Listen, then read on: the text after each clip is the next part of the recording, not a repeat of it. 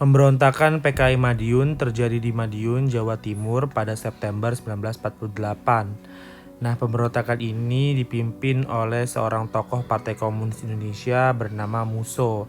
Ternyata selain Musso terdapat tokoh nasional lainnya, yaitu mantan Perdana Menteri Indonesia Amir Syarifuddin.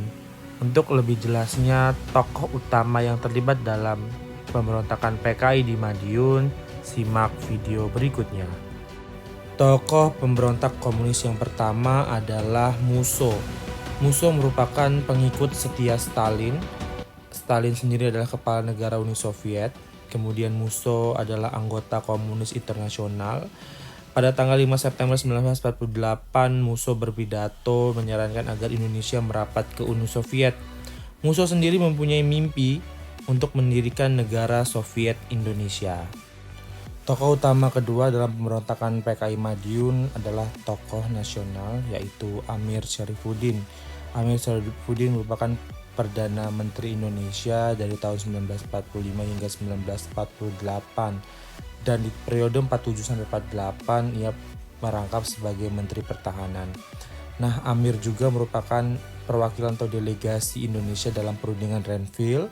Dan Amir Syarifuddin merupakan anggota Politbiro CCPKI atau Dewan Penasehat di Partai Komunis Indonesia. Nah, sekarang bagaimana latar belakang pemberontakan dari PKI Madiun? Simak video berikutnya. Ada beberapa hal yang menjadi latar belakang dari terjadinya pemberontakan Partai Komunis Indonesia di Madiun. Yang pertama dikarenakan Perjanjian Renville. Perjanjian Renville ini menyebabkan kekecewaan luar biasa terhadap pemerintah Indonesia karena wilayah Indonesia yang semula meliputi Jawa, Sumatera, dan Madura menjadi semakin sempit karena adanya garis demarkasi Van Mook. Nah, yang kedua hancurnya sektor perekonomian, ya karena waktu itu wilayah Indonesia yang semakin sempit hanya Jawa Tengah, Yogyakarta, dan juga Sumatera yang diakui oleh pemerintah Belanda.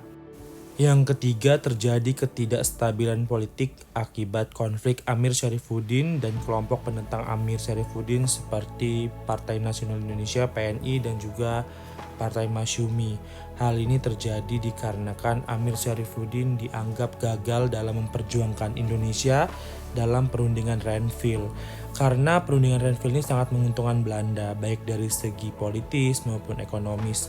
Wilayah kekuasaan Belanda semakin luas dan daerah-daerah yang kaya sumber daya alam menjadi milik Belanda. Hal ini mengakibatkan Amir Syarifuddin dilengsarkan pada tahun 1948 karena dianggap sebagai orang yang paling bertanggung jawab atas gagalnya atau menyempitnya wilayah Indonesia. Amir Syarifuddin kemudian digantikan oleh Muhammad Hatta pada saat itu. Hal ini membuat Amir marah dan ingin menggulingkan kabinet Hatta. Kemudian kerugian dan kemarahan dari Amir Syarifuddin dimanfaatkan oleh Musso yang memiliki ideologi politik yang sama seperti Amir untuk membangun atau mendirikan negara Soviet Indonesia.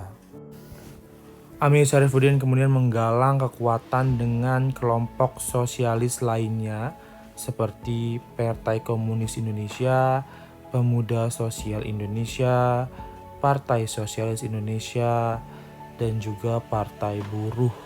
Nah, perkumpulan-perkumpulan ini kemudian dinamakan dengan Front Demokrasi Rakyat atau yang biasa dikenal dengan FDR. Di bawah FDR ini kemudian pada tanggal 18 September 1948, Musso dan Amir Syarifuddin mengumumkan atau memproklamirkan berdirinya negara Republik Soviet Indonesia dengan Musso sebagai presiden dan Amir sebagai Perdana Menteri. Nah, kemudian FDR ini mengerahkan ribuan anggota satuan TNI yang memihak kepada komunis. Nah, kemudian mereka menyerang dan berhasil merebut kota Madiun dan menjadikannya sebagai ibu kota pemerintahan negara Republik Soviet Indonesia.